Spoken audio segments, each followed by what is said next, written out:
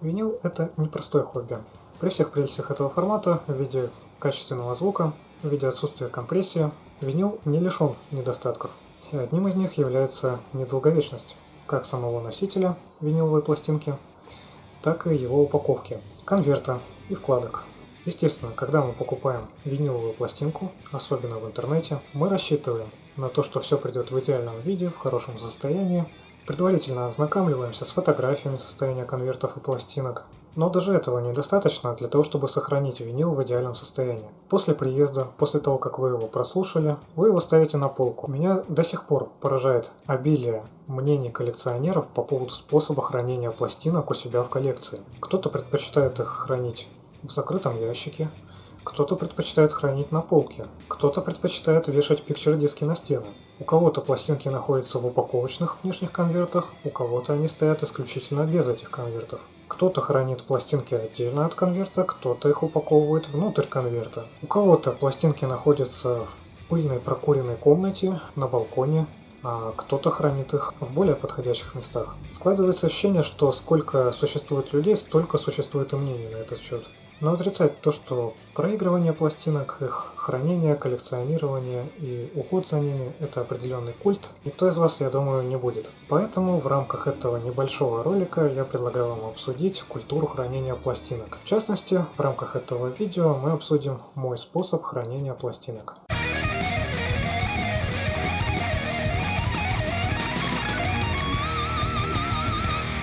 Привет, интернет, меня зовут Владислав, и сегодня мы с вами обсуждаем все, что связано с хранением и сохранением состояния ваших пластинок на полке. Ну и для примера давайте возьмем пластинку из предыдущего ролика распаковки, последнее, что я получил на данный момент. Можно сказать, что я только что получил с почты эту пластинку, она пришла вот в таком виде.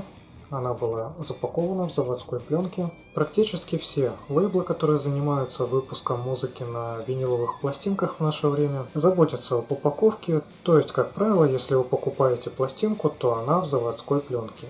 Редкие исключения составляют отдельные лейблы, такие как Floga Records, винилы которых приходят без заводской пленки. Многие отрывают заводскую пленку, относятся к ней как к подарочной упаковке, хотя если присмотреться, то она содержит важную информацию. Например, на заводскую пленку многие производители виниловых пластинок клеят свои стикеры с указанием цвета либо лимитированности издания.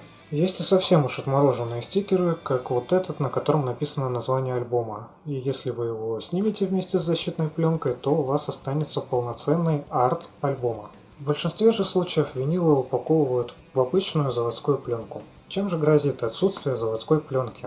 То есть, если вы руководствуетесь принципом, что все ваши пластинки на полке будут стоять без какой-либо дополнительной защиты, то есть без упаковочной пленки, без внешнего конверта, то будьте готовы к последствиям. Давайте посмотрим, чем это грозит. Пластинки на вашей полке стоят примерно так, корешками друг к другу. Вытаскивая одну, вы неизбежно получаете трение об другую. 50 таких вытаскиваний, и на вашем конверте уже появляются микроцарапины. Царапины эти могут появиться как при хранении пластинок, то есть когда они уже пришли и вы их распаковали, так и на этапе транспортировки. Например, такие лейблы как Floga Records не занимаются упаковкой своих пластинок в упаковочные пленки. Они приходят вот в таком виде. Ну и как вы можете видеть, на задней части конверта уже у этой пластинки образовались микроцарапины. Я постараюсь вам показать их отдельным фрагментом, чтобы их было лучше видно.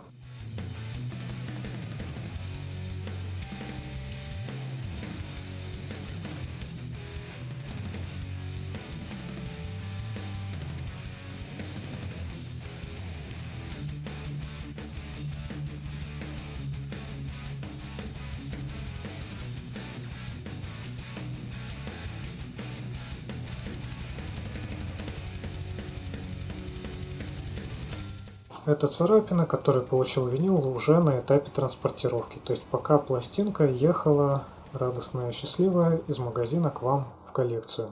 Ну и чтобы избежать этих повреждений, чтобы избежать микроцарапин на ваших конвертах, чтобы они через 10 и через 20 лет выглядели так же, как они выглядят при покупке, для себя я пришел к такому решению, что я просто оставляю заводскую пленку на конверте. Это, скажем так, максимально возможное, что вы можете сделать. Просто не снимать ее. Но вы спросите, как же я тогда послушаю пластинки? Само собой, вы распакуете конверт. Вы нарушите эту заводскую пленку, но только в том месте, где вы достаете пластинки. Значит, что можно сделать на этом этапе, чтобы сохранить пластинку в идеальном состоянии?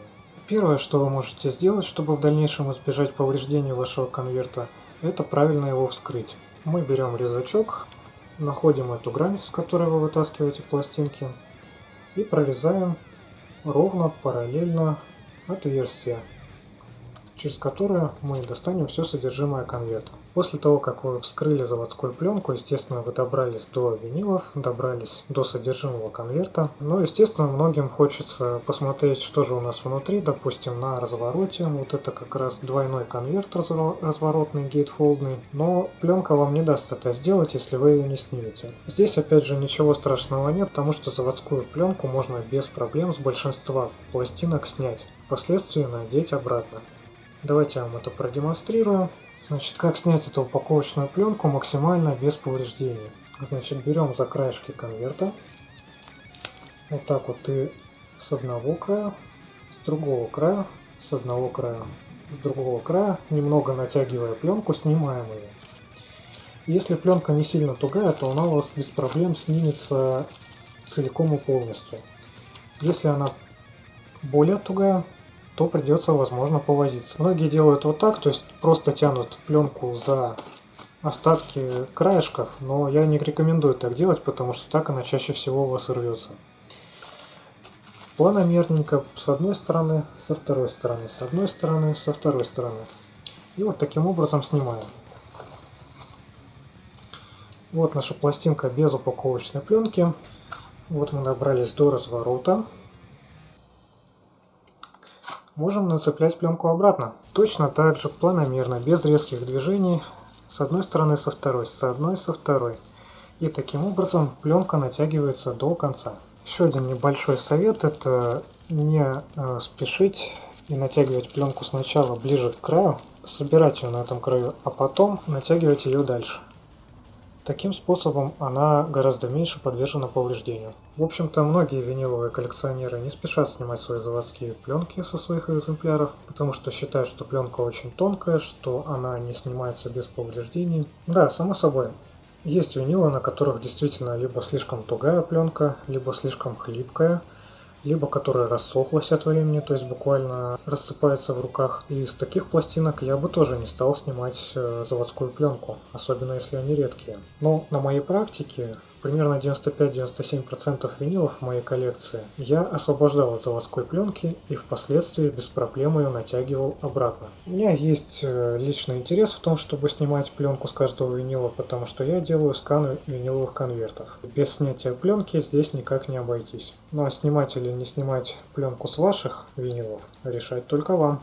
Но основная моя рекомендация – это все-таки по возможности стараться сохранять эту заводскую пленку, надетой на конверт. Даже если вы ее снимаете, потом надевайте ее обратно. Поскольку помимо очевидного, то, что ваш конверт пластинки сохранится лучше и проживет дольше в заводской пленке, такой конверт еще и будет цениться больше среди коллекционеров. То есть, если вы захотите его через какое-то время продать, то винил в заводской пленке будет цениться больше, чем винил без таковой. Теперь достанем сами пластинки. Внутренних конвертов существует абсолютное множество, включая вот такие обычные черные конверты с проклеенным антистатиком. Внутренний конверт с нанесенной печатью. Сюда кладется пластинка. Также существуют внутренние конверты без проклеенного антистатика, такие как на этой пластинке. Вот видите, здесь нет никакой дополнительной прослойки, которая защищает винил от трения об конверт. Ну и самый, конечно, редко встречающийся в наше время вариант, это когда винил идет просто без дополнительного внутреннего конверта. Но это такая редкость, что вам вряд ли такой когда-нибудь вообще попадется. Какие же из этих конвертов подходят больше всего для хранения пластинок? Лично мой фаворит это вот такие обыкновенные конверты с проклеенным антистатиком. И обычно я закупаюсь именно такими конвертами, то есть обычные белые с проклеенным антистатиком. Очень хорошие качественные конверты есть в немецком магазине EMP. Продаются они партиями по 100 штук, что мне в принципе отлично подходит. И если вы коллекционируете пластинки и заботитесь о том, чтобы они сохранились в хорошем состоянии, то это просто незаменимая вещь для вашей коллекции. Давайте посмотрим, чем плохо хранение в обычных конвертах без проклеенного антистатика. Изначально я брал этот альбом у британского продавца, у англичанина. Он находился в обычном конверте без антистатика, возможно, даже он в таком виде выходил в оригинале. Ну, естественно, альбом был популярный в то время, его много слушали, много раз доставали с полки. Каждый раз, когда вы достаете с полки, вы вытаскиваете пластинку вместе с этим конвертиком и вытаскиваете ее из конверта. И вот как раз этот момент доставания пластинки из конверта наносит больше всего повреждений. На пластинке появляются поверхностные царапки. В общем-то здесь может быть не так заметно, я постараюсь сделать видео вставочку, где эти царапины будут видны.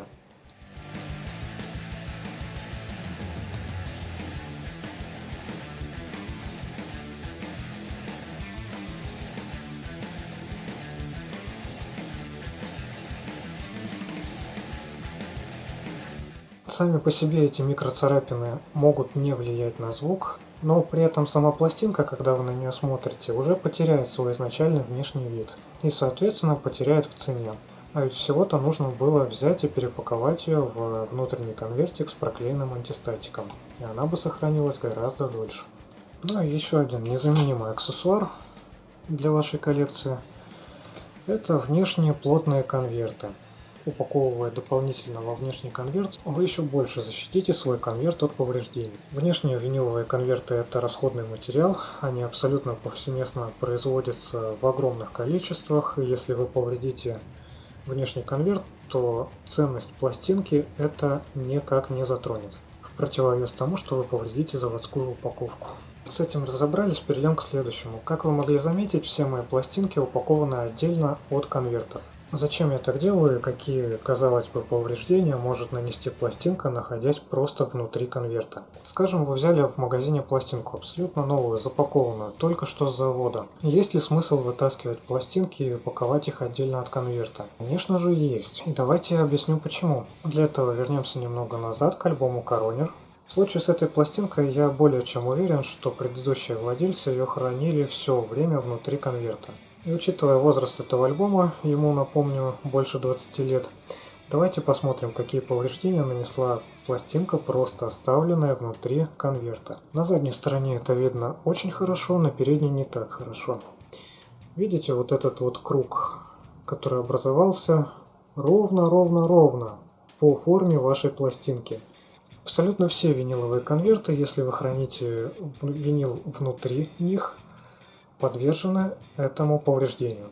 Проходит буквально 1-2 месяца после приобретения пластинки, и пластинка находится на вашей полке вот в таком состоянии, уже начинается начальная стадия этого кольца смерти. Вы визуально его начинаете ощущать. То есть, когда вы смотрите на конверт, это кольцо рельефное, то есть вы видите этот рельеф, и он начинает проступать спустя несколько месяцев. Соответственно, чтобы избежать этих повреждений, я рекомендую сразу же вытаскивать пластинки из конвертов и паковать их отдельно. А еще лучше просить продавцов делать это при отправке. Таким способом можно упаковать как одинарные винилы, так и двойные, так и 7-дюймовые синглы. Абсолютно все, что выходило на пластинках, даже тройники, можно упаковать таким способом. Ну и соответственно мой способ упаковки пластинок будет в следующем. Берем только что приехавшую пластинку, аккуратненько вскрываем только одну боковую грань, чтобы достать пластинки. Если нужно, аккуратненько снимаем заводскую пленку, потом надеваем ее обратно. Достаем из конверта пластинки. Если вам пришли пластинки такие, как у меня, то есть в конвертиках с уже проклеенным антистатиком, то с ними особо ничего не делать не надо перепаковывать их. Достаточно просто положить их отдельно от винилового конверта. То есть берем внешний конверт, упаковываем сам альбом, после чего в этот же самый внешний конверт мы добавляем пластинки во внутренних конвертах.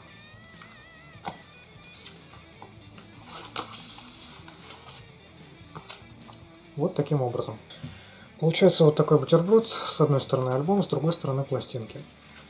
Да, еще один небольшой совет, если вы будете пользоваться таким же способом, как я, то я рекомендую следующее. Располагайте виниловый конверт так, чтобы отверстие для его вытаскивания находилось сверху, а пластинки во внутреннем конверте кладите так, чтобы отверстие для их вытаскивания было сбоку, то есть либо так, либо так. Берем отверстие вот здесь и упаковываем. Такое расположение пластинок внутри внешнего пакета нужно для того, чтобы предотвратить попадание в них пыли. Пыль попадает меньше, чем если бы отверстие было, скажем, с этой грани. Что ж, вот в таком виде я храню свои пластинки. Ну и еще раз обозначу то, что при моем способе хранения спустя время все мои пластинки в каком состоянии пришли, в таком и остались. То есть никаких дополнительных повреждений спустя какое-то время на них не появляется. Естественно, я не просто храню пластинки, я их достаю, слушаю, но при этом благодаря таким условиям хранения, как я описал в ролике, они сохраняются гораздо лучше.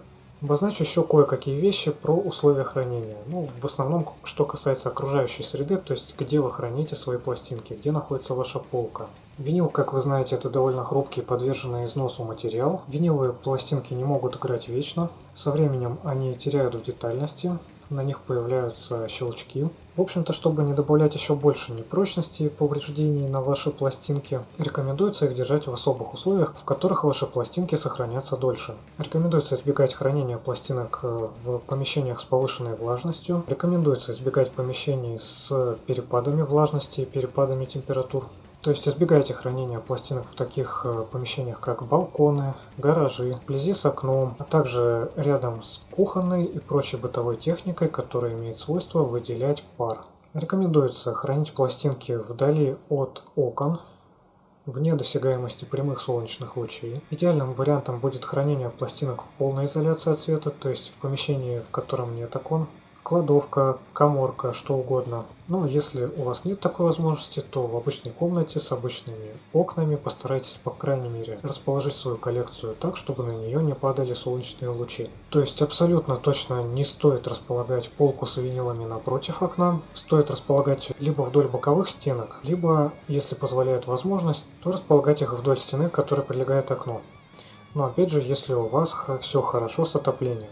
Поскольку, напоминаю, пластинки не терпят перепадов температур, а стенка, которая прилегает к окну, она же обычно самая холодная в квартире. Если у вас, допустим, такой же стеллаж, как у меня, Kallax из Ikea, то рекомендую углублять пластинки внутрь этого стеллажа на несколько сантиметров. У меня полка с винилами находится как раз таки на боковой стенке, находится сбоку от окна. Если поставить пластинки без углубления внутрь, то на них будет попадать солнечный свет, особенно по утрам.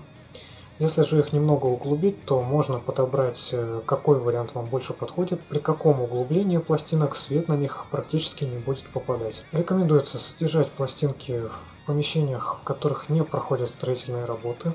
Ну и, естественно, в помещении, в котором вы храните свои пластинки, рекомендуется делать влажную и сухую уборку, то есть стирать пыль. Да, еще пара добавлений, друзья, про хранение пластинок. Уже пошел монтировать видос, и буквально по дороге случилось озарение, что я забыл абсолютно основные вещи. Также по поводу расположения на полке рекомендуется ставить пластинки строго вертикально, либо под небольшим углом. То есть не допускать, чтобы они у вас стояли вот в таком положении друг на друге. Если вы будете хранить пластинки вот хотя бы под таким углом, при длительном хранении они подвергаются деформации. Все, кто получал по почте гнутые пластинки, знаете, что они получились вот таким образом. Просто кто-то брал и ставил их неправильно. Никакого горизонтального хранения. При горизонтальном хранении ваши пластинки давят друг на друга, и, соответственно, это сказывается на степени их погнутости. Через какое-то время, если вы складируете ваши пластинки таким образом, они просто превратятся в гнутые пластинки. Не допускайте такого. По поводу влажности в помещении. Какие повреждения появляются на конвертах от повышенной влажности? Собственно, нетрудно догадаться, виниловые конверты сделаны из картона разной степени прочности. Соответственно, если этот картон намочить или держать в повышенной влажности, то со временем на нем начинает образовываться плесень. Если кто-то из вас получал по почте посылки из Японии, особенно старенькие, особенно из городов, которые находятся близко к морской береговой линии, либо еще хуже, если вы получали по почте пластинки, пережившие наводнение, вы абсолютно точно знаете, о чем я говорю. Зелененькая такая японская плесень. Соответственно, если вы хотите избежать ее появления на ваших конвертах, держите их подальше от повышенной влажности. То же самое, в принципе, касается и сигаретного дыма в квартире. Если вы хоть раз были в квартире коллекционера-курильщика, вы это никогда не забудете, этот знатный аромат сигаретного дыма, который радует владельца этой пластинки, но как только вы становитесь ее владельцем, этот аромат начинает радовать вас. Опять же, повторюсь, конверт пластинки это обычный картон, он все хорошо впитывает, включая запахи. Поэтому, если вы купили винил в квартире курильщика, то вас абсолютно точно ждет, по крайней мере, 3-4 дня процесс выветривания этого запаха из вашей комнаты. Есть, кстати, неплохие способы выведения запаха сигаретного дыма, в том числе с виниловых конвертов. Но об этом мы, наверное, с вами поговорим в рамках отдельного ролика.